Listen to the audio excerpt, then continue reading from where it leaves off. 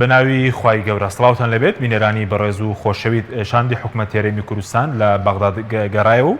بڕیاری شانداوە گفتوگۆکان بەردەوام بن. سەرۆکی شاندیارێن بۆ بەغداد ئاماژە بۆ دەکات لە ڕێکەوتن لەگەڵ عێراق نزیکن بۆ جێبەجێکردنی میکانیزمی یاسای بودجێ عێراق. لە بەرنامەی ئەمڕۆ قسە لەسەر سەدانی شاندی هەرێم بۆ بەغدا هەروەها ئالێتی جێبەجێکردنی یاسای بودجێ عێراق دەکەین. لەگەڵمان بن. شاندی دانوستانکاری حکوومەتی هەرێم بە دەستی بەتاڵ گەڕایەوە. سەرۆکی شاندەکەش دەڵێت لە ڕێکەوتن نزیکن. سەرەڕای تێپەڕبوونی 6 مانگی یەکەمی ئەم ساڵ تا یاسا ڕێکەوتنی هەرێم و بەغدا لەبارەی نەوت و موچەوە جێبەجێ نەکراوە. قوبات تاڵەبانی سەرۆکی شاندی هەرێم بۆ بەغدا لە تویتێکدا ڕایگەاند نزیکین لە ڕێکەوتنی کۆتایی لەسەر میکانیزمەکانی جێبەجێکردنی یاسای بودجە. نیازپاکی لە هەردوو لاوە بۆ پابەندبوون بە دەقی یاساکە کاریگەری باشی لەسەر دۆخی دارایی هەرێم دەبێت و پەیوەندیەکانی نێوان بەغدا و هەرێمیش دەباتە قۆناغێکی نوێوە. لێدوانەکەی قوبات تاڵەبانی لە کاتێکدا لە مانگی 12 ساڵی ڕابردوو ئاماژەی بەوە کردبوو لەگەڵ بەغدا گەیشتوونەتە ڕێکەوتن. بە پێی یاسای بودجێ عێراق دەبێ هەرێم داهاتی 250,000 بەرمیل نەوت بە نرخی سۆمە و نیوەی داهاتە فیدراڵەکان ڕادەستی بەغدا بکات. اینجا شایستە داراییەکانی هەرێم دەنێردرێت. بە پێی لێدوانی هەندێک پەرلەمانتاری عێراق هەرێم ڕێگری لە دیوانی چاودێری دارایی عێراق کردووە وردبینی لە داهاتە ناوخۆیەکانی هەرێمدا بکات و مەرجەکانی یاسای بودجەشی جێبەجێ نەکردووە. لە بەرامبەریدا حکوومەتی هەرێم دەڵێت ڕێکەوتن لەسەر میکانیزمی جێبەجێکردنی یاساکە کراوە و هەردوو دیوانی چاودێری دارایی فیدراڵی و هەرێم ڕێکەوتون لەسەر میکانیزمی هاوبەش بۆ جێبەجێکردنی ئەرکەکانیان. جێبەجێ نەکردنی یاسای بودجەی 2020 لە نێوان هەرێم و بەغدا هاوکاتە لەگەڵ ئامادەکاریەکانی وەزارەتی دارایی عێراق بۆ بودجەی 2022. بە گوێرەی یاسای بودجەی ئەم ساڵی عێراق پشکی هەرێمی کوردستان بە نزیکەی 11 تریلیۆن و 400 میلیارد دینار خەمڵێنراوە. ئەمەش کاتێک دەنێردرێت کە حکوومەتی هەرێم بەندەکانی یاساکە جێبەجێ بکات.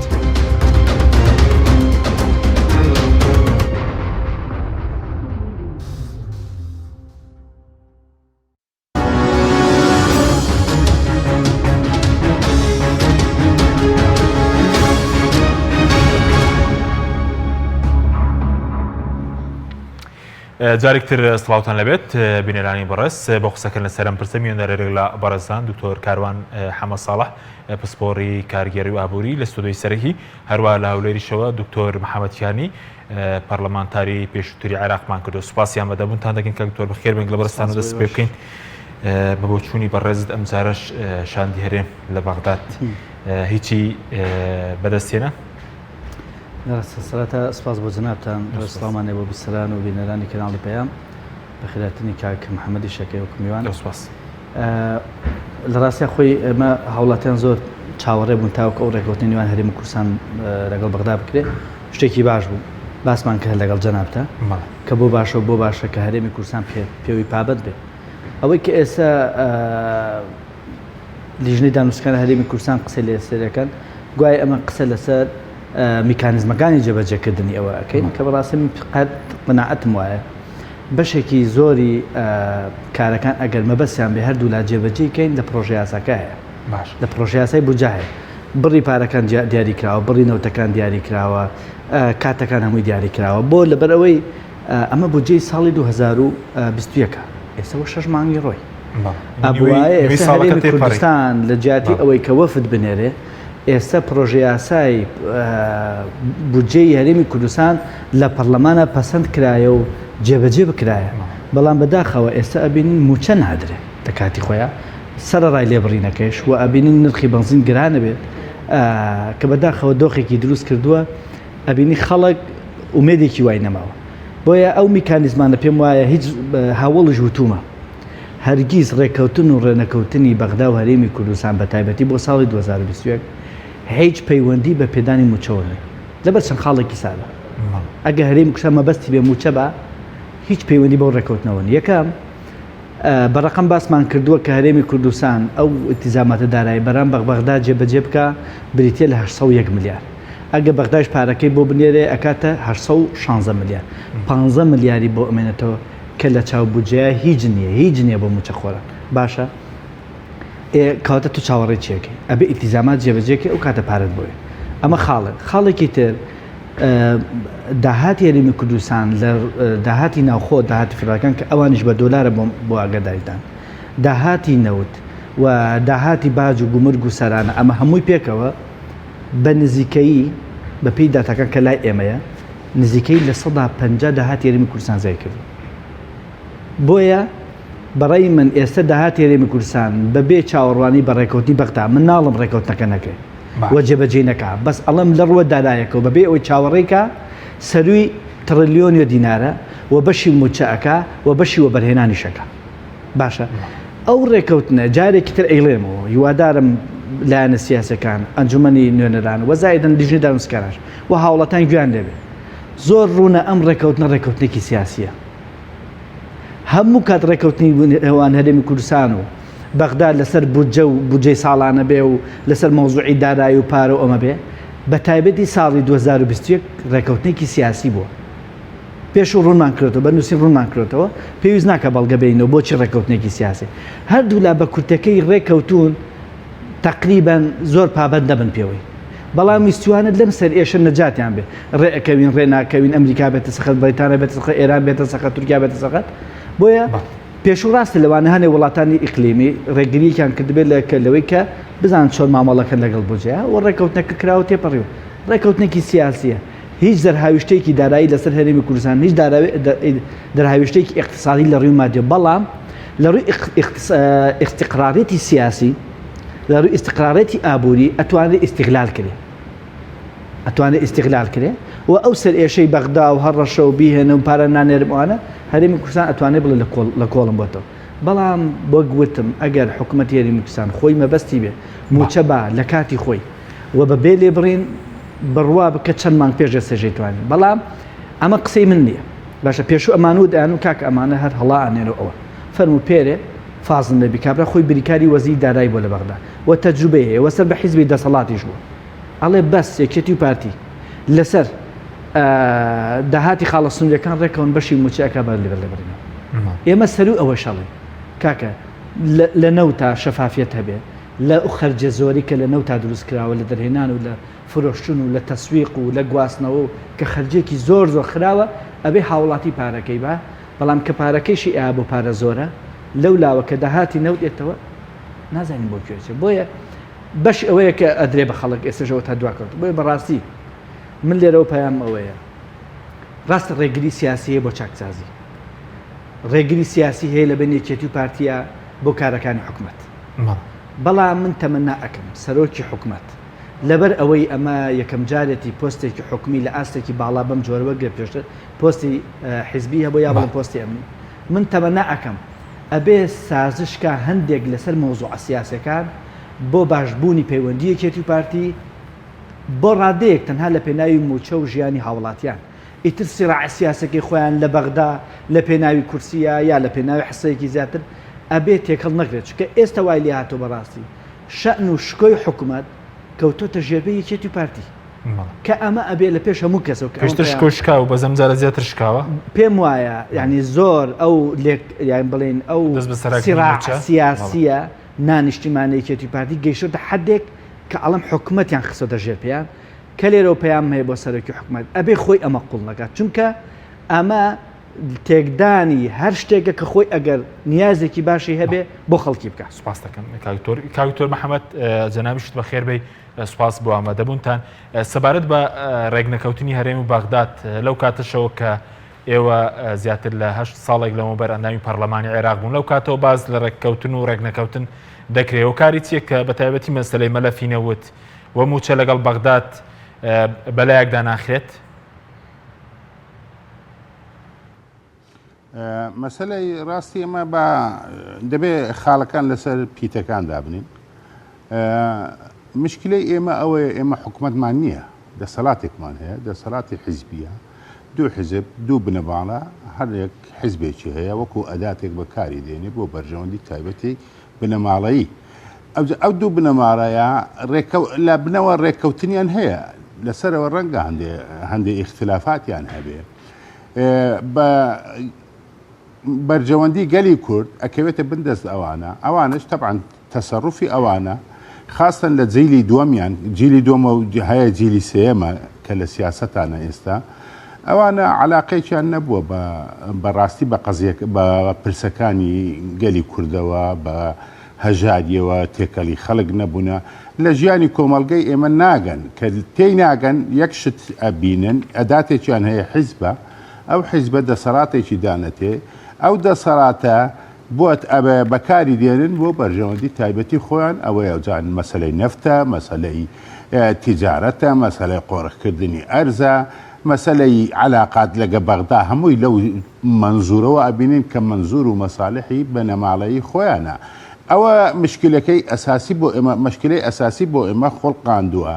ئێمە ئۆپۆزیسیۆنێکی کارەمان هەبوو لە 2010 و لە 2009 تا 2013 و 14 ئەو ئۆپۆزیسیۆنە توانی بووی هەندێک شت فەڕستکا بەسەر ئەو دەسەڵاتە مشەوە هەیە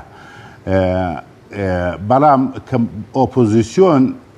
لە مەهامی خۆی ترازا ویستی ببێتە بەشێک لە دەسەڵات ڕقیبێک نەما بەسەر ئەوانەوە شتێک نەما مەقسەد بۆ نمونە پێشانە کە خەڵک پێلەقەی لە عەردەدا دەوێت ئەو قیرە ڕەش و جوانە ئی کاک نێوشیروانە بەڵام کاک نێوشیروان کە خەندەقی معارەزەی بەجێهێشت ئەوانە کەس نەما ڕقیب لە سەریانە بوونە تەبعاً ویستیا هەموو حیزبەکانی دیکەیان دەویست بکەنە پاشکۆی خۆیان من وەختی خۆی بە کاگنێشیران برین گۆڕان بە ئێمەی وتیان دەبێەوە دامی هاوپەیمانی کوردستان بکەن لە مەسلەی بوجە لە 2014 لە مانجی 2014 هاوپەیمانی کوردستان دەیانویست بوجەی عێراق نەڕوا بەو شێوەی کە دایانەوێت داویست بەشی کورد دیار نەبێت بۆ لەبەر ئەوەی غەرەزی ئەویان هەبوو بۆڕی نەفتەکان حازر بوو بۆ ئەوەی بە سربەخۆ نەفت بنێرن بۆ بفرۆشن ئەو نەفت فرۆشتە کاک برێن گۆڕانی بە ئێمەیان وتیان ئێمە دەوێت بە دامی ئەو مووقیفە بکەن من مەڕاستی معارەزەم کرد معارەزەم کردوتم من نایکەم لەبەر ئەوەی منەزانم ئەوەی کە نەفتە فرۆشێ ئەوە بۆ نەفت فرۆشتنیانە ئەوی نەفتی شەفرۆشە ڕاستی ئەو دەستە ئەمینە نییە ئێمە اعتیمادی لەسەر بکەین برێن داهاتی نەفت دێتەوە بۆ خۆشگوزەرانی خەڵک بەکاردێت ئەبێتە هۆی ئەوەی کە بەڕاستی لە باتی ئەوەی ببێتە نیعمەت ئەبێتە نقما یان ئەبێتە برێن نعلەت بۆ گەلی کورد ئەوە مەسەلەیەکی ئەساسی بوو من بەڕاستی معارەزەم کە تا سێ چوار ڕۆژی ئینزاریان دامەوێتیان دەرت دەکەی لە گۆڕان وڵا من ئیسرار بووم لەسەر مووقیفی خۆم کەوتم لەبەر ئەوەی منە بزاری بوجە نامینێ و موچەش نامینێ من هەتا بە نەفسی عیبارەت بە کاک نێوشیروان وتم کاک نێوشیروان تو ئەوان ئەو کەسانە ئەناسی ئێستا بە تانکەر ئەینێرن هیچی نایەتەوە ئەو دەم بە ئەوە ئەینێرن بۆ ڕیبی نێرن حیسابە لەسەریان لەبەرەوەی ئەزاندرێت چەندە نێردرێ دوایی ئەوانە لەگای گوێیەکی نایەنەوە کە لەگای گوێیەکی نایەنەوە ئێمە زەمیرمان دەبێ هەبێ مەسەلە سیاسەتیش لای بەلی دەبێت زەمیرمان هەبێ ئێمە دەبێ بزانین کە ئەو پارەیە بەرەو شوێچێ ئەو چۆن خاڵکی ئێمە ئاژێت ئەوە مشکلێکی گەورە بوو بۆیە بەڵام ئیسراری ئەوان ئەوە بوو کە بڕۆن لەگە ئەو ترێندەیە لەگەر ئەو تەیارەیە بڕۆن نەتیجەکە ئەوە بوو ئیمڕۆکی لێکەوتەوە لەو کات یەک ئەوە مەسەلا ئەو کاتە ئەو مووقیفی من ئەوە بۆ عەلی حەمەساڵحیژە چوە سەر تەلەڤیزۆن دەوێت 600,000 بەرمیل بنێرین کوردستان ئەبێتە دوبەی و ئەبێتە خەلیج دەوڵەتەکانی خەلیج یعنی ئەوها دوو ئیتیجاهی ئەوە بوو ئیتیجاهێک کە لە نیەتێکەوە یا دەسەڵات پاری پێوانە بەو شێوە قسە بکات ئیتیجاهێکی ئەوە بوو خەمی خەڵکی بوو ئێمە دەبێ بزانین حاکمەکانی ئێمە چێنە ئەو حاکمانە ئێمە چۆن تەعامل لەگەر سەروەت و سامانی ملت دەکە ئەو دەم بتوانین ئێمە قەراری خۆمان بدەیت چنەوعە تەسەڕوفێک هەرە بژێرین فەرموو باشە بەس بە کورتی ئەگەر وەڵامی و پرسیارەشم دەیت و دەگەڕێم وڵات بەس تۆ کە ڕێگناکەون لەگەڵ بەغدا خەتایەکە لە بەغدایە کە لە 2014 ئەو کێشەیە هەر بەردەوامە ڕۆژێک دەڵێن ڕێکەوتنمان کردووە ڕۆژێک دەڵێن پابەند دەبین هیچی دیار نییە ئەسلی کێشەکە لەسەر چیە ڕێکەوتن پێ دوای هەر ناکرێ نا ئەسلی کێشەکە هەرێمە ئەسلی کێشەکە هەرێمە بەڵ چۆن علاقەی بە بەغداوی على بەغدا ئیلتیزاماتی خۆی بە زیادە بەش برێن ئیلتیزاماتی خۆی هەرستا هەتا حکوومەتی عادل عەبدولمەهدی اتهامەکرا بەوەی مجاملەی هەرێمەکەی و پارەیان بە بەلاشەداتێ لە زمانی مالیکیش باسی ئەوەیە کرد کە ئێمە پارە ئەدەین خەڵکی بەسرا لێمان تووڕێیە لەبەر ئەوەی ئێمە پارەی بەسرا ئەدەین ئێوە نەفتە نێرن بودجەتان دیار نییە پارەتان دیار نییە گومرگ دیار نییە ئێمە مەسلەی حتا وەختی خۆی ئەوهاژ نەبوو ئەزانی دە لە سەتای گومرگ ئەگەڕاوە بۆ منتیقەکانی حدودی بێ ئەوانەی کە مەرزیان لەسەرە ئێمە لە قانونی محافظاتی عێراقی کە تعدیلمان کرد 50% ئەو محافظانەی کە خاڵی گومرجیان هەیە یعنی هەرێم پارێکی گەلێک زۆری بۆ دێت بەڵام مەسلەی ئێمە ئەوەیە وتم ئێمە دەسەڵاتێکمان هەیە حکومەتمان نییە من لە هەر جەیەکا ببینە ئێستا دنیا ببینە موچە عەقدە لە بینی کارمەند و لە بینی حکومەتە بە قانون ڕێکخرایە نابێت مخالفەی قانون بکرێت نابێت تاخیر بکرێت نابێت لی ببردرێت ئیستا کە موچەی ئێمە 121 لێ بردرێ ئەزانی کە دۆلاریش هاتە خوارێ ئەوی 120ەکە یعنی بەلای کەمی 140 قسووری لێ ئەبردرێت لەو مقارنەی بکەی لەگەر موچەی پێشانە لەگەر ئەوەشە موچە نادرێت لەبەر ئەوەی ئەوانە خۆیان بە مەسوول نازانن خۆیان بەوە نازانن کە بە قانونێک مربوطن بە خەڵکەوە یعنی احترامی خەڵکیان لەگەر نییە احترامی مجتەمەعەکەی خۆیان لەگەر لەلا نییە احترامی هیچ شتێکیان لا نییە ئەوی احترامی ئەگرن جیرفانی خۆیانە ئێستا سەبرە حتى لەناو خۆشیانەوە پێک نایەن قاعدەی سراعات گەلێک تەسکترە بێتەوە حتا قاعدەی لەبەرەوەی قاعدەی گەندەلی تەسکترەکەنەوە پێشانەکە قاعدەی گەندەلی زیاتر بوو ڕاستە لە زمانی نێچیروان بارزانی گەورەترین گەندەلی دەستی پێکرد گەندەلکردنی کۆمەلگای ئێمە لەو دەمەوە دەستی پێکرد بەڕام ئەو جارە تەرکیز کرایە گەندەلیەکە لە بینی مەجموعەیەکی زۆر کەمتر لەوەیە بۆیە زیاتر خەڵک تووشی نەهامەتیەکە لە بینی خۆشیانە وای لێدێت سراعەکەوێتە بینی خۆیانە نەتیجەیەکی عەکسیە بێت بە نسبەت بەرژەوەندی خۆشیانەوە بە نسبەت حکومداریەوە ئێمە ئێستاکە لە هەموو شتێکە فەیرکە لە هەموو لایەکە ئێمە فرۆشراینە بەنسبەت خاکەوە فرۆشرایە بەنسبەت نەفتەکەیەوە فرۆشرایە بەنسبەت ژینگەمانەوە فرۆشرایە ئێمە ئەوە ژینگەیە ئێستا کە هەیە تو دوێنێکە لە ڕوودا و تەلەڤیزۆنی ڕوودا و پیشانیدا کە لە منتیقەی لای عیمادیە سەیری کە نەفت کارەساتێک دروستەکە لە کەنەدا لە کەنەدا بڕۆ کەنەدا لە کەنەدا کە نەفتەکان لەناو ئەوەیە لەگەر زیخا تێکەڕا دەبێ ئەو زیخەی هەریەگرن بیبەن لە جێیەکی دابنێن ڕایگرن دوایی نەفتەکە کە دەردێنن لە زیخەکەی لێچێکەنەوە کە نەفتەکە ڕۆیی دەبێ زیخەکە هەرەگرن هەتا ئەو نەفتە لەو منتیقە تەواوە بێت دێن ئەو زیخە دێنەوە ئەیخەنەوە جێەکەی خۆی دوایی ئەو تەبەق عادیەی هەریان گرتووە دەهێنەوە جێ خۆی ئەو زەداریش لەسەر ئەچێنەوە ئێمە ئەبینین وا دارەکان هەمووی دارە هەنارە هەموو نەوع مێوەیەکەوە نەفتی ڕەش کەوتە بنیەوە خەڵکەکە ئەوەیتی ڕاستی یعنی هەتا ئەو ژیاندارەکان لەناو ئەو ئاوایان ناژی نەکانیەکان هەموو ئەوە کارەساتە بەسەر ملەتی ئێمەدی ئێستا بێنەوەی دار بڕینەوە تورکیا هینایە دارە بڕێتەوە دار بڕینەوە نانا ئەوەی مەسەلە علاقەی بە نەفتەوەیە لەبەر ئەوەی مشکلەی ئێمە چییە؟ مشکلە ئەوەیە کە نەفتەکە بۆ ئێمەی ئینە ئەو مشکلە گەورانەیە کە نەفتەکە بۆ ئێمەینە ئەگە ئەو نەفتە نەبایە ئەوانەش ئەوها تەماحکار نابوون ئەو ملەتە و ئەو بیئەیە کوردستانیان ناخستە بنژێر دەسەڵاتی تورکیاوە. سپاس دەکەم کاک دکتۆر سپاس دەکەم کاک دکتۆر بکرم وڵای بەڕێزت سەبارەت بە پابەندەکانی هەرێم ئەوەی کە هەرێم بەپێی یاسای بودجە دەبێت پابەندەکانی بەرامبەر بەغدا جێبەجێ بکە داهاتی 250,000 بەرمیل بە نرخی سۆمۆ نیوەی داهاتە فیدراڵیەکان و دیوانی چاودێری دارایی عێراقیش بێتە کوردستان میکانیزمەکە جێبەجێکردنەوە دە قورسەوەندەی دێوە هەموو هاتون و ڕۆشنە بە بۆچوونی بەڕێز ئەگەر ئیرادەیەکە بێت لە بەغدا بێ لێرە بێ کاک حەکیم ئێمە ئەستا توانین بەداتا ئەوە جارێکتر ئەو مۆزوعانە باسکەین بەڵام وەگوتم ڕێکەوتنەکە سیاسیە بەڵگەیەکی زۆر بۆ ئەمە ئەوەیە مقارنەی بینی ئیتیزاماتی دارایی هەرێم و لەگەڵ بەغدا زۆر کەمە 15 ملیارد شتێکی وایە زائدە ئەو شتانەی کە گرنگن کە هەرێم بچێتە ژێرباری لە پرۆژه یاسای ملزەم نەکراوە. من پسپۆڕی یاسایی نیم بەس ئەوەی کە پرسیارم کردبێ لە اقتصادی خۆما سەریم کردو ئەوەشی کە اقتصادی من نەبوو پرسیارم کردووە هیچ ئیلزامی نییە یعنی ئەگەر بێت تا هەرێمەکان جێبەجێکەین جە پارەکە ئەگەر هاتو حکوومەتی هەرێم 250 نرخی پارەی 250 بەرمیل نەوت ڕۆژانە بە نرخی سۆم و تەسلیم نەکا ئینگلیزە لە دێن وەفت دوایەوە چی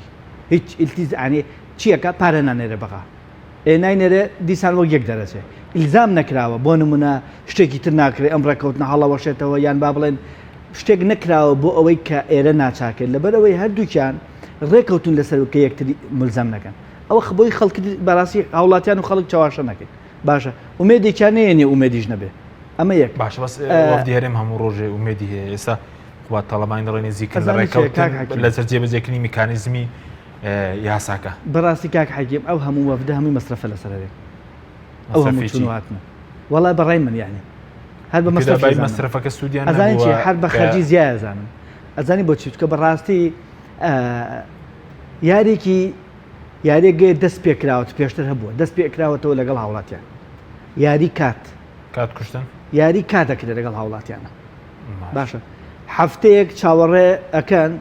کە بۆ نمونە ئەم هەفتە وەزارەتی فڵان موچەوەرەگرێ لە بینی ئەم چاوەڕوانیە ئێن مۆزوعی ناردنی وەفد ئێنە ناو بابەتەکەەوە بۆ ئەوەی تۆ بەدەم ئەو چاوەڕوانیەوە هەتا ئەوان چاوەڕێی وەفدی ببێتەوە و بڵێ ئیشەڵا کە هاتەوە بەشکم موچەکە چونکە بۆ ئەوە کەوتم یاریێکی تازەیە شتێکی تر بڵم کەسابەتێکی تازەش دەستی پێکردو کە خێرێکی زۆری هەیە بۆ دەسەڵات باشە هەرێمی کوردستان هاوڵاتیان ئێستا لە کاتی خۆیان ئەڵم بەس وای لات و خەڵکگەی ئەڵێ کاتی خۆیان موچە بدرێ لە ساڵ 2021 بۆ خۆی باش ئەمە دوسێ مانگجارێ ئەمە تازە ئەکەنەوە ئەم دواکەوتنە بۆی تۆ ناچاوی بە لە ساڵ 21 بڵێ بۆ چونکە لە سەیاواز لە هەژدەکە بێنە کە قازانجیانەوە هیچی ناگەرنەوە بە قازانجی هاوڵاتان خۆی کردێت و کابرا چۆن لە بازار بە دۆلار ئیشەکە ئەڵێ خوا نەیبڕێ دۆلار نرخی بەرز بۆ تۆ خۆم قازانجم کردو حکوومەت دەسەڵاتیش ئاوا تەعاملەکە ئەڵێ لە ساڵەکە بۆ خۆمە ناگەڕم بۆ هاوڵات خاڵێکی تر لە سەیا 21 کۆی بودجەی هەرێمی کوردستان 157 ملیۆن دۆلار و نیوەکە کاک حەکیم کەسابەتێکی زۆر باشە تۆ هەموو مانگە 157 ملیۆن و نیو لە هاوڵاتی گل بیتەوە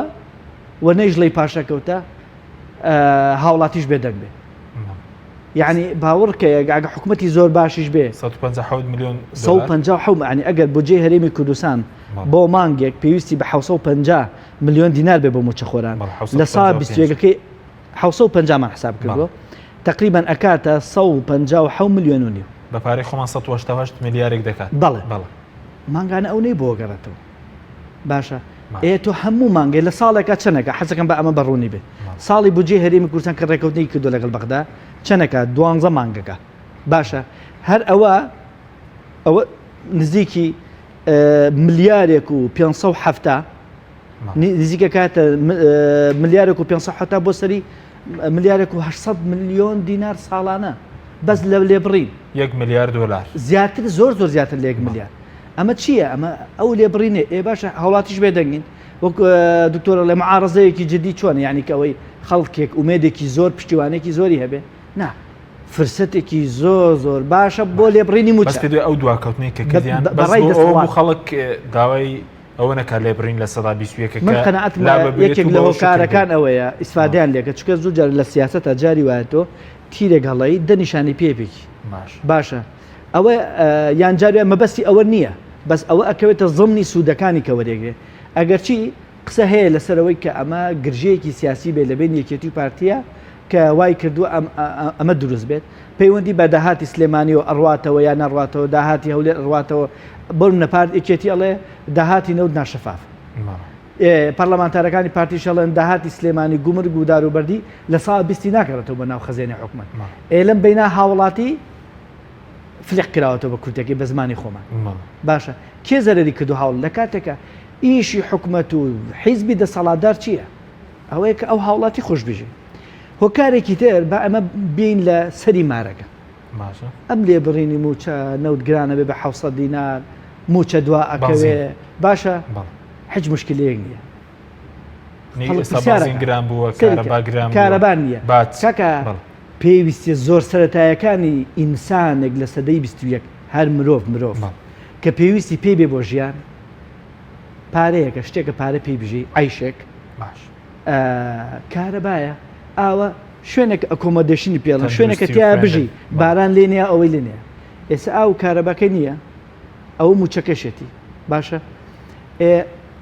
حکومەتە لە وڵاتان پرسیارەکەین باشە ئەگەر بێت و ئەمە بکە شتێکی باش نەکە وعدەکەی جێبەجێ نەکات چی ڕۆیە لە هەڵبژاردنە دەنگی پێ نادەێت کەواتە هەڵبژاردنێکی نەزیک هەیە ترسی هەبێ لێی بۆی کە هاوڵاتی دەنگی پێنەیە ئەمە سەریمارەکەی لە هەرێمی کوردستان و عێراق بە شەرقی ئەوسەتەوە کاک حەلی حتا ئەوەکو هەڵبژاردن لە عێراق و لە هەرێمی کوردستانە ئەم مەهزەلە و تەزویر و یاریکردنە بێ دڵنیا بن دەسەڵات باکینە بڵێ بۆ باشە لێ بڕین باونەی با چ زەرێکەکە کارێ با بیا و نەیە چ زەرێکا بۆ هەڵبژاردن ئاوی پاکە بێ و نەبێت چ زەرێکەکە دەی وەکو هەژین کە لە ڕێگەی قاچاخ و لە ڕێگەی هەندەرانە وفاتکە چی ڕوایە ئەوەی کە حکومەت و لە هەموو وڵات ئەوەی حکومەت ملزەمەکە بە جێبەجێکردنی داواکارەکان خزمەتی هاوڵاتی هەنها هەڵبژاردنی نەزیە. سوپاس دەکەم. کاک دکتۆر محەممەد بگەرم و لای بەڕێز سەبارەت بە نەوت بەڕێز وتت ئێستا بۆت بە نەکبەتی بۆ هەرێم ینی موچەی بۆی نەوت تۆی مەوامالیات بێ موچە بین بێ خزمەت گوزاری بێکاری زیاد بێ سیستەمی حکومڕانی خراپ بێ. بەڵێ دەنگ نەما دەنگ بەڵێ سەبارەت بە نەوت کاک دکتۆر گوێت لێمە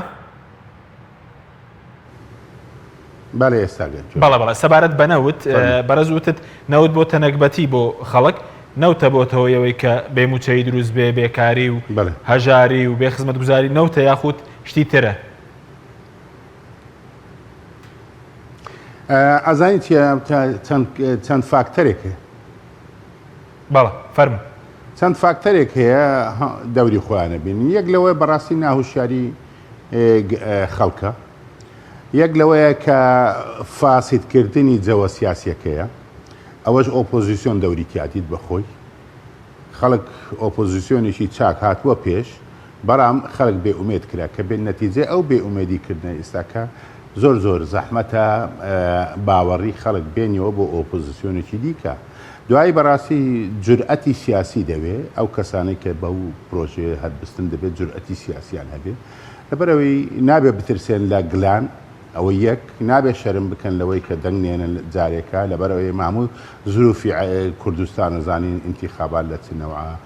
لە چ قۆناغێک بەچ ئەوێ کاتەیە پەڕێ لەبەرەوەی مەسلەی تەزویرە مەسلەی کڕینی وەلایە مەسلەی پارە بەخشینەوەیە ئەوانە هەموو دەورە بینن دوای ئەوی دیکەش ئەوەیە کە ڕاستی کە پارەیان هاتە دەست دەسەڵاتدارانی ئێمە چێوینە دەسەڵاتدارێکی شارستانی نینە دەسەڵاتداری شارستانی دەیەوێت ئیدارەی خەڵک بدات ئیدارەی ملت بدات بتوانێت دەوڵەت دروست بکات دەوڵەتداری بکات بتوانێت دەوڵەت بەرەو پێش ببا دەسەڵات ئەوانە کە هاتوونە بەڕاستی دەسەڵاتی چێوی ئەوەیە کە پارەکە هاتە دەست ئیسیعدادی ئەوەی نییە چاکسازی بکە ئەو پارەی کە دێتە دەستی بە ملکی خۆی زانێ بە خەباتی شاخەکەی خۆی زانێ من جارێک لە مەسعود بارزانیم گوێ لێ بوو ئەوێک ڕاستی سەحەفیەک سوالی لێ کردوتی باسی گەندەڵی کرد لە پرێس کۆنفرانسێکە مەسعود بارزانی خۆی لێ تووڕە کردوتی گەندەڵی چی وتی یەکێتی و پارتی زۆرترین خەباتیان کردیە دەبێت زیاترین بەشیشیان هەبێ بەڵام بەشەکەی ئەوان هەمومانی سووتات هەمیە خۆن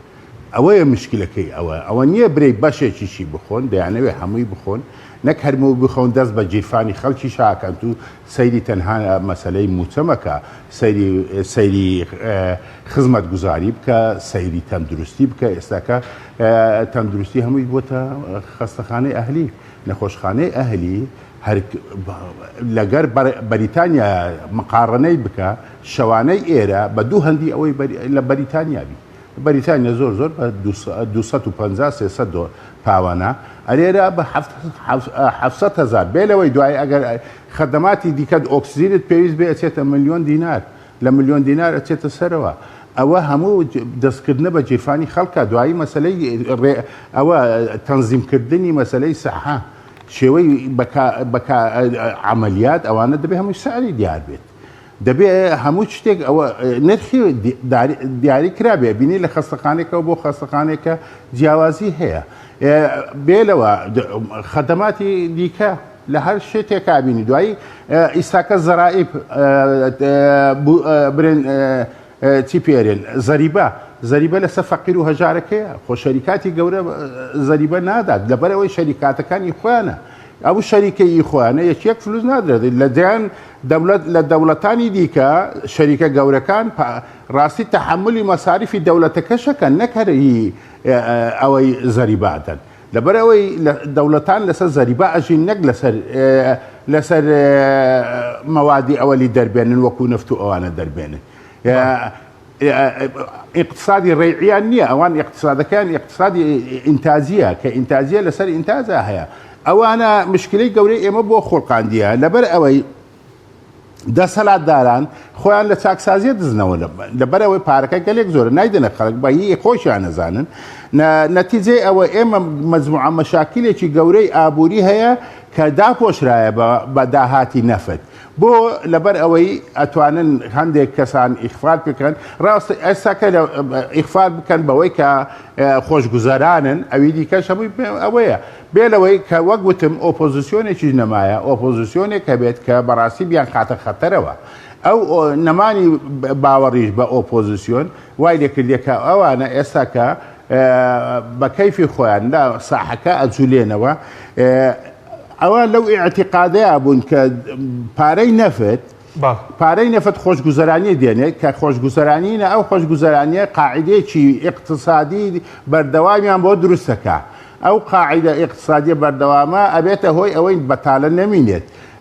ئەوەی ئاسایشی نەتەوەییان بۆ بێنێتە گۆڕ بۆ بێنێتە دی سەقامگیری سیاسی بێنێتە دی بەڵام ئەو شتانە هەمووی بۆ خەون ئێستا کە ئێمە بە هەموو نەوعێک خاک و ئەوەمان هەیە خاک و مرۆڤمان هەیە بە سەروەریمان نییە ئەمە سەروەریەکمان نیە نە لە عێراق لەلایەنی عێراقەوە هەمانە نە لەلایەنی تورکیا و لەلایەنی دەوڵەتی جیرانەوە هەمانە ئێمە بەرەو کوێچین نەتیجەی ئێمە ئەو کۆمەڵگایمە ئەتەپێ کە تەپا ئێستاکەش نەتیجەی ئەوانەیە لەبەر ئەوەی ئەوانە ڕاستی سیاسی چێوینە دوایی منداڵی سیاست بە ویراسە نییە مەسەلە کوڕی فرانکەس مادام کوڕی فرانکەسە دەبێت بێت حیزبەکەش بەڕێ ببان ئەو شتە نییە لە جیان لەبەرەوەی ڕەنگە کوڕی فرانکەس باوکی سیاسێکی باش بێت بەڕام بەخۆی ئینترێسی لە سیاست نییە ئینترێسی لە شتێکی تکایە هیوایەتی لە شتێکی تکایە تامەبینێ بەڵام ئەبینێ لە کوردستانە حیزب ئالەتێکە ئەکەوێتە دەستی وەلایەکیش هەیە ئەگەر خەڵک ڕۆشنبیری هەبێ هوشیاری هەبێ ناچێ وەلای مطلق بداتە کوڕی سەرۆکێک کە بەڕاستی هیچ علاقەی نیە بەو کۆمەلگایەوە و نازانێت چۆنیشی بەڕێب بە ئەوە مشکلەکانی ئێمەیە کە سیاست بۆ ویراسە وای لێ دێت کە ئەکەوێتە دەست کەسانێک کە علاقیان نیە بە سیاستەوە کە علاقەی نەبێ بە سیاستەوە چۆن بەڕێبە ئەو خەمی کۆمەلگای نییە خەمی ئەوەی هەیە ئەو تومحاتانەی خۆی هەیە ئەوانە بێنێتە دی پارێکی زۆر قوبارەکە ژیانێکی خۆشەویست دوایی سەرمایە ئێمە ئەچێتە دەرەوە ئایباتە دەرەوە ئاگای لەوە نییە دەبێت ئەو سەرمایە بگەڕێتەوە لە کوردستانە ئیستیغلال بکرێ بێ لەوەی ئیساکە تەماشای عەردی کوردستان بکە لێرە هەرێمی کوردستان ئەوە هەر نەتیجەی ئەو پارەیە ئەو پارە دێنەوە لە نەفتا دەیەوێت چی بکەن ئەیکەنە کتەلی کۆنکریتی مەسەلە بڕۆ تەماشای و عەردانە بکە لە کرمەتار لە 100 مەتری وا بە هەزاران دۆنم ئەیکەنە مۆڵ و نازانم چی ئەوانە معنە هیچ یەک فلوسی نادرێتە خەڵک دەبێت بفرۆشتێ و عەردانە بدرێتەوە دەوڵەت ئەگەر بچی فرۆشن دەبێت ملکیت دەبێت ڕێک بخرێ یەک قسە دەمەوە بێم سەرمایه‌داری معنای ئەوە نییە بەرە لای بێ سەرمایه‌داری ڕێخستنی ملکیەتە ئەگەر بە سەرمایه‌داریش بێت سپاس دەکەم کاکتۆر بگەڕێمە وڵای بەڕێزت سەبارەت بۆی کە هەر بەپێی بودجە دەبێت دیوانی چاودێری دارایی هەرێم لەگەڵ بەغداشە چاودێری داهاتەکانی هەرێم بکەن لێکۆڵنەوە بکەن پێ دوای ئەمە ڕێگە دەدرێت لە کاتێکە ئێمە لە کوردستانە پەرلەمان ڕێگەی پێنادرێت لێکۆڵنی و لە داهات بکە بەمان شێوە دیوانی چاودێری دارایی خۆشمان خۆی قسێگەیە کاک حەکیم ئەڵێ سیاست بەس ئەوە نییە کە لە میدیا کرد ئەوترێ یان هەرچێ لە میدیاوترە ئەوە بەس سیاست نییە ئەمانش بە حسابی خۆیان ئەوە دیوانی چاودێری ئێمە چاوەڕێن و میکانیزمدانن بڕوا بکە شانۆکە شتێکی ترە پشتی پەردە حکوومەتی عێراق زۆر باش ئەزانێت کە هەرێمی کوردستان ناچێتە ژێرباری ئەوەی کە چاودێری یان با بڵین ڕقابەی عێراقی هی فیدرالی چاودێری داهاتی هەرێمی کوردستان کە هیچ سنوورەکان لە ماوەی ڕابردووە گەورەترین بربەست دەبەدیم ڕێکەوتنا چی بوو ئەو بوو داهاتی سنوورەکان چۆن بگەڕێتەوە باشە کە ئەبێ نقطەکان نوێنەری حکوومەتی عێراقی تیاابێ لێک حاڵەتە ئەمە ئەکرێ کاتێک کە هەرێمی کوردستان گەیشتە حاڵەتێک کە پشتیوانی نێودەوڵەتی نەمێنێ باش ئێستا عێراق دۆخێکی ئەمنی و نائستقرارەتی سیاسی هەیە بۆیە ڕوەکان ڕووی لە هەرێمی کوردستانە دەیانوێت ئەم ناوچە ئامینە بمێنێ لە سەروی عێراقەوە دڵنیا بن هەموو دەسەڵاتدانان هەرێمی کوردستان تەنها نانی ئەمەیەی خۆ ئەگەر نا وەک زۆر قەزەیتر زۆر بە ئاسانی ئەتوانن هەرێمی کوردستان بخەنە ژێر ئەربار بەڵام عێراق خۆی لە ئێستاە ناتوانێت ئەوە بکات چکە خۆی کێشەی سیاسی هەیە خۆی کێشەی تایفی هەیە خۆی کێشەی ئەمنی هەیە کۆمەڵی کێشەی هەیە و ئەم بودجێش هەر لەسەر ئەو منزوڕەوە کە تێپەڕیوە کە نەبێت کێشەیەکی تر و بوترێ ئەوە چکە نزیکی هەڵبژاردنە ئێستا دیسان کە نزیکی هەڵبژاردنە بێ ئەمانە بۆ خۆی کاریگەری هەیە لەسەر ئەو میکانیزمانی کە ئەوان باسەکەن لەسەر ڕێکەوتنی کە باسەکەن ئەم ئەو حراجکە ئەو حراجکە هەرێمی کوردستان ئەگە بیشێ پابند بێن نایە بەعەلەنی بڵێ پابندیم بە جۆرێکە چێتە پێشەوە ئەرقەلە بە جۆی تر دروستەکە ئەگینا تەنها لە 150 داهاتی هەرێمی کوردستان بە شەفافی کە ئەوترێ بە شەفافی یعنی وەکو وڵاتان خەڵک بزانێت چەند نەوتەڕوا بە چەند ئەفرۆشێ چەندی ئێتەوە ناو وەزارەت داهاتی گومرگەکان کە ئێمە سەروی زیاتر لە داهاتی گومرگیمان هەیە باش داهاتی باج و ڕسومات ئەمانە بەس بە لە 150 کە تۆ حکوومەتی بەغا داوایە کرد تۆ لە 150 شەفاف کە بۆ هەرێمی کوردستان بۆ هاوڵاتیان خۆ دڵنیا بە موچە کێشەیەکی نامێت ئەخیر قسەی وەزیری دارایی ئەڵە چی ئەڵێ یەکێتی و پارتی یعنی ئەمە تر مەهزەلەیە هیچ معنایە نامێنێ هیچ نە بۆ ڕێکەوتن نە بۆ وەفدیدان نووسکار نە بۆ میکانیزمی جێبەجێکردنی بڕیار یعنی هەموو سحرەکە بەتاڵەکاتەوە ئەڵێ ئێمە چاوەڕێ یەکێتی و پارتیم پارەمان بۆ بنێرە و دابەشکێن کەواتە بە کوردی حکوومەتی هەرێمی کوردستان موچەخۆری یەکێتی و پارتیە داهات لە هەرێمی کوردستانە ناچێتە ناحکومەت ناچێتە ناو مەنزومەیەکی نیشتیمانی ناچێتە ناو ئەو دەستگایانەی کە نوێنەری هاوڵاتیان هیچ سەرۆکایەتێکی شەرعی هیچ دەستگایەکی شەرعی موئەسەسی لە هەرێمی کوردستانە ئاگاداری بودجەی هەرێمی کوردستانی ئاگاداری داهاتی هەرێمی کوردستانی ئەوەی ئاگادارێتی یەکێتی و پارتیە زۆر جار شەڕێکی سیاسی لە بین یەکێتی و پارتیا ڕوئەیە سیراعێک ڕوئەیە دەماری یەکترەگرن لە ژێرەوە زۆر لێ بکۆڵەرەوە داوەکە نەوتە یا لە گومرگ دەرەچێ یا لە نەوت دەرەچێ جا لە ساڵی 20ەکان ئەمە باسکە فەڕەنسیەکان هەر بیشەوایان وتووە وتوانە هەچ کێشەیەک هەبوو مۆزوعەکانە بردە بۆ منە بۆ جەندەر ئەو لەوانەیە ئافرەت بێ یا پیاو بێ ئەوەنە گرنگیان بەهینی کۆمەڵاتیە لە پەنجاکانە تیۆرێکی تر هەوتیان حەچ کێشەیە دروست بوو بۆی بگەڕێ کام کێشە هەیە لە جیهانە بۆی بگەڕێ ئەخیرەن داوەکەی نەوتە ئەی بۆ 2020 کە هەرێمی کوردستان ئەوەی هەیەی و نیەتی لە ساڵ 1970 نەوتە ئەبێ کێشەکان من لە چۆسە چاوەگرێت لەسەر ئەوە بێوەڵا جادەکان بەپانتر بێ با لێ بڕین موچە 21 نەبێ هەژدە بێ یەکێتی و پارتی هەرگیز مشکلیان نییە لەسەر لێ بڕین موچە تۆ وەزانی کاک حەکیم هاوڵاتی زانێت هەمومان نەزانێت لە 121 کە هیچ کێشەیان نییە هەتا ئێستا پێکێتی هاتووە بڵێ نەخێر من لە ئەنجومەنی وەزیران دەنگ نایەن بە لە 121 پارتی هاتووە بڵێ وەڵام من ئەمجارە 15 یەکەمێکی پارتی بڵێ یەکێتی بڵێ لە 121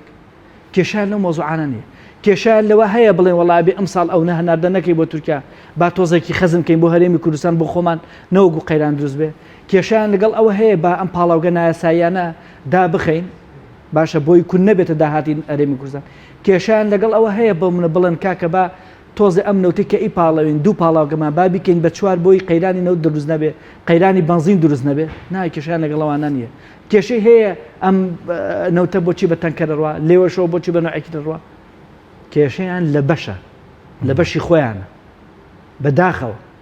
یعنی من تەمەنامە کرد یەکێتی دوێنێ پێرێ بوو کەی بوو یادی دامەزراندنی بۆ تەمەنامە کرد پێداچوونەوەیەک تەنها بە هەیکەلی حیزبی و بە هاشوچ بکەم ئەیتوانی لەسەر دەستی دوو هاوسەرۆکی گەنج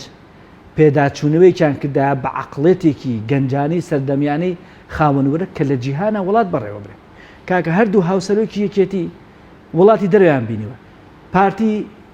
لەسەرەوە لە کاک مەسعودەوە تا خوارە هەمووی وڵاتانی دەرویان بینیوە باشە با بڕیار بدرێ کە ئێستا هەردووکیان جیلی دووهەمیان هاتوونتە سەر حکوم با بڕیار برێ هەرێمی کوردستان ببرێتە پێشەوە نەک ئێمە ئاوات بخوازیین بە سەردەمانێک کە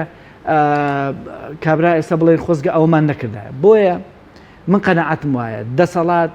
ئەگەر مەبەستی بێ لێبڕینی موچە نامێنێ وەزع باشە بێ ئاو باشە بکار بەڵام خەت تەریاتەکە لە یەکشتایە ئەمان نەک مجازەفە ناکەن بە دۆخی خۆیان و دەسەڵات و ئەم قەوارەوە چکە مجازەفە زۆر جازاین بۆچی باشە لەوانەیە بزانی نەتیجە خراپەکەی چۆنە خۆتی بۆ حەزر کردێ بەس ئەمە پێوتێ لە ئینگلیزی ناڕوونی یعنی هەتا ئێستا من و تۆ نازانیت چی ڕۆیان لە هەرێمی کوردستان 10 ساڵی تر 5 ساڵی تر 5 ساڵی تر بڕوا بکە یەکێتی و پارتیش نازان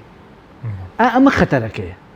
ناڕوونیەک هەیە لە داهاتوی هەرێمی کوردستان وەک ئەمڕۆ ڕۆژنامەنووسێکی نزیکی خۆیان ئەڵێ چارەسەر چی ئەڵێ بەخوا منیش نازان هەر خۆی ئەڵێ کەواتە بەڕاستی ناڕوونیەک هەیە هەر بۆیە خەڵک ئەم وڵاتە بەجێ هەڵێ نازانێ ئەگەر دوکاندانێ بزنسدانێ بخوێنێ نەتیجەی سپاس دەکەم کاک دکتۆر محەممەد بگەڕێمەوە لای بەڕێزت سەبارەت بە نەوت و تاکسازیش و نەوت لەسەر سیستەمی حکومڕانی بە دیاریکراوی جگە لە بێکاری و ژاری بێ وچێ لە سیستەمی حکومڕانیش خەتەری دروست کردووە اینجا هیچ چاکسازیەک چاوەڕێکەین چکە نزیکەی 2 ساڵە باسی لەم کابینە باسی چاکسازی لە بواری نەوتوان دەکرێت بەڵام هەنگاوی کردداری نێنراوە کاک حەشی مەزانی مەسەلەتیە مشکلەی ئێمە ئەساسی ئەوەیە مشکلەی ئەساسی ئێمە ئەوەیە دەبێ لە بنەڕەتی مشکلەکە بزانین عەقلیەتی دەسەڵاتداری لە کوردستانە لەسەر ئەساسی خزمەتگوزاری گەل و بنیادنانی دەوڵەت و بنیادنانی نەتەوە دروست نەبووە عەقلیەتی ئەوان لەسەر ئەوەیە ئەوە دروست بووە چەند بەرژەوەندی خانەوادە فامیلی بنەماڵە بەرژەوەندی بنەماڵە ئەساسەکەی حکومڕانی ئەوانە ئەو برژەوەندی بنەماڵەیە ئەوەندە تەسکە جێی کەسی تیا نابێتەوە بۆیە چاوەڕوانی لە چاکسازی مەکە چکە ئەوان چاکسازی بە شێوەیەکی دیکە سەیریەکەن چاکسازی بەوە ئەکەن کە ئەرێن شتەکانمان لە دەستە چێت لە دەستمانەتی حکومان لە دەست دەردێت کە حکومان لە دەست هات ئەو بەرژەوەندیە تایبەتانەی کە ئێستا هەمانە نایان مینێ ئەوان لەوە ئەترسێن کە ڕۆژێ لە ڕۆژان ئەو شتە ڕوو بدات بۆیە مەسەلەن ئیسا کە سەیریگە بادینان کە چەند کەسێک هەبوو دەنجی ناڕازی بوون لە بادینان هەمیان لە ژوورێکردنە بەبێ هیچ مۆبەڕی ڕێک ئەوە ساڵێکەوە لە ژوورێک کرانە چێ لە ژوورێکردنە دەسەڵاتێکی ئەمنی مخابراتی بە حکمڕانی بە مخابراتی ناکرێت دیموکراسیەت بە مخابراتی ناکرێت کە هەموو شتێک لە بەرژەوەندی عائیلە شا ببینێتەوە ڕاستی دەسەڵاتی ئەوەی ئێمە برین ئاسایشی ئێمە ئەوجا ئاسایشە دەستگای زانیاریە پاراستنە فەلسفەی ئەوان ئەوە نییە نەتەوە پارێزی بێ دەوڵەت پارێزی بێ فەلسفەی ئەوان عائیلە پارێزیە مەکە عائیلە پارێزیە هەموو دەنگێک کە وەکو ئێستا ئێمە کە قساکەین ئیسا لەسەرمان حیسابە ڕاستی زۆری لەسەرمان حیسابە بکەن ئەو قسان هاکەم بۆ لەسەرمان حیسابە لەبەر ئەوەی بەوە دانێن کە ئێمە وشارکردنەوەی خەڵک ئەەکەین وشارکردنەوەی خەڵکیش معنای وایە دەسەڵاتی ئەوان ئەهەژێنێ و یعنی بەرژەوەندیان ئەهەژێنێ ئەوانەی بادینانیش ڕاستی ئەوان پارتی بادینانی بە قەلعەی خۆی دانایە بە قەڵای خۆی دانایە کە بنەمای حکومەکەی لەوێەوە هاتیە ئەو دەنگە ناڕازیانەی هەبوو هەمووی لە کۆکردتەوە هەتا زیاتر وەکو نەخۆشی دەرمی براو نەبێتەوە ئەوان وەزانن ئەوە نەخۆشی دەرمیە براوە بێتەوە لە هەولێرە سەرکوت کرایە ڕاستی خەڵکی هەولێر ئێستاکە بە تەواوی سەرکوت کرایە کۆنتترۆل کرایە لە سلێمانیش ئەوە ئابینین هەر جارێک مزاهرە بوو بێ یەکێتی ئەوە خەڵکەکە ئەکوژێ لەوێ ئەو لاهور کە خۆی باعداد باسی چاکسازیە کات دەبێ بزانن ئێمە هەموو خەڵک دەبێ بزانێت کە ئەو کەسانەی لە مانجی 11 ساڵی ڕابردوو کوژرا هێزن ئەمنیەکانی لاهور بوون کوشتنی بۆیە من ئەو کەسانە کە خۆیان بەعدن و باسی چاکسازیەکەیان دەیەوێ مشکلێکی شخصیە یا بەرژەوەندیان هەیە لەگەر عائیلەی بەرامبەرا بیخەنە کە قالبێکی نەتەوەییەوە یان بیخەنە قالبێکی وەتەنیەوە من گاڵتە بەو کەسە دێک کە باوریان پێیەکە لەبەرەوەی با چاکسازی لە خۆیان بکەن بەسیترین شت ئەوەیە کە یەکێتی باسی گەندەلی پارتی بکات دەبێت بەخۆی یەکسەر چاکسازیەکە لە خۆیان بیکات کە چاکسازی لە خۆی کرد ئەو دەبەتوانی باسی گەندەلی پارتی بکە بەڕام کە تو وەکو ئەو گەندەلی لە هەموو شتێکە شەریکی لە نەفتەکەیە لە عقودی لە داهاتی نەفتەکە شەریکی لە گومرگ ئەگەر ئەو لە ئیبراهیم خەلیل و لەوێ ئەدزێ توش دە باشباغ و لە منتیقانە ئەدزی قاچاغی دێنین بە مەسەلەی ئەنواع مەواد دێت دەرمانی قاچاغ دێت ئێمە لە هەموو لایەکەوە کەوتونەتە مشکلێکی گەورەمان هەیە ئەوەیە کە ئەو دەسەڵاتی هەیە پەیوەندی بە خەڵکەوە نییە بەڵام خەرچی ئێمە خەڵکێکی پاسیڤە هەموو شتێکی قبوڵە بۆیە دیارە مستحقی ئەوانەیە نەوەک ئەگە خەڵکێکی ئەکتیو بێ خۆی بە مەسوول بزانێ خۆی بە مەسوول لە ژیانی خۆی و لە منداڵی خۆی بزانێت لە مستەقبەلی نەتەوەکەی بزانێت لە زیرانەکانی خۆی بە مەسوول بزانێت ئەو شتە ناکات نابێت نابێ بێدەنگ بێ لە حقوقی خۆی بێدەنگە معاشی نادرێتێک کە ئەوە بە عقدێکی قانونیە داوای ناکات ئێمە چی لێ بکەم ئەوە مشکلی ئێمەیە بەڵێ سوپاس دەکەم کاک دکتۆر زۆر سوپاس کاک دکتۆر کاتمان زۆر کەمەوە بەس سەبارەت بەوەی کە خەڵک تاکەی لە ئەو کێشەی لێبڕینی موچە و دواکەوتنی بەردەوام بە زیادکردنی کارە بە باج ئەو بانزینیشی هاتوتە سەر بەرز بنەوەی نرخی دۆلار ئەم دۆخە تاکوێ بەردەکەم دۆخێک خەڵک تێیاتی بە ناهەمواری حکومڕانی کە تاکوێ بەردەکە بەم شێوێ وەڵاهی بەداخەوە خەڵک زۆر شی تاقی کردەوە خۆپشاندانە مانەگرتنە زۆر شتی تاقی کردەوە بەڵام ئێمە واقعەکەی باوە خۆی ببینین کاک حەکیم من لە دوێن لە شوێنی تریش باسم کە پێرێ بوو هاوڵاتیان ئەم موچە بەدەنی ئێمە هەموو خەڵک باجی چییە موچەخۆری فعلی باچی موچەخۆری بندیوارەیە هەرگیز دەستبەرداری بندیوارش نابن بۆ ئەوەیە کە ئێماڵێ من و دکتۆرادن خەڵک نادێت کاکە لە سەیە چلی سەرجەم موچەخۆرانی هەرێمی کوردستان بندیوارە باشە چەندی ئەمێنێتەوە لە ساها 60 هەموو مۆزەفینی کەرتی گشتی لە سا هەفتای دەستی کارە چلی لە سا هەفتاکە بڕێکی زۆر کەمێنێتەوە ئەو بڕەکەمەی هەر بە ئۆتۆماتیکی کۆمەڵێکیان هەر حیزبین ئەوی تری ئەمێنێتەوە ئەوی تری چاوەڕێەکە لەبەر موچەکەی بێ ماڵ و مناڵی نەچێتە سەجادە بڕێکی زۆر کەم ئەمێنێتەوە کە ئەوەی کە حیزبی نەبێ بێلایەن بێ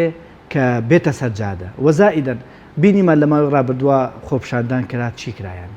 بە بێشەرمانە تورەکە ئەکەن بەسەریا ئەیبەن ئەیگرن سەرنگونیەکەن وە زۆر خەڵکی ژوا لێ کراوە باشە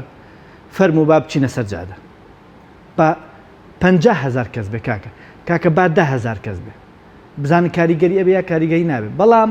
بەڕاستی لە کۆمەڵە شوێنەوە ئەم دەرگایان داخراوە بە ترسی ئەمنی بە فشاری دارایی بە کۆمەڵێک لە شتەکانی تر تۆ دیقەت بە ئەو کاتی پێشمەرگە و ئاسایش بەس بێت داوای موچەی خۆی کاکسەر موچەکان دێت چونکە ئەوان ترسێکیان هەیە لەوان